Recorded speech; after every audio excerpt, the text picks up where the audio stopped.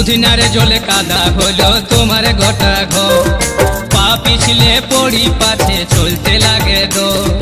উধিনারে জলে কাদা হলো তোমার গোটা ঘর, পা পিছলে পড়ি পাছে চলতে লাগে দো। তোমার ঘরের মাঝায় তোমার ঘরের মাঝায় শ্যাওলা জমেছে।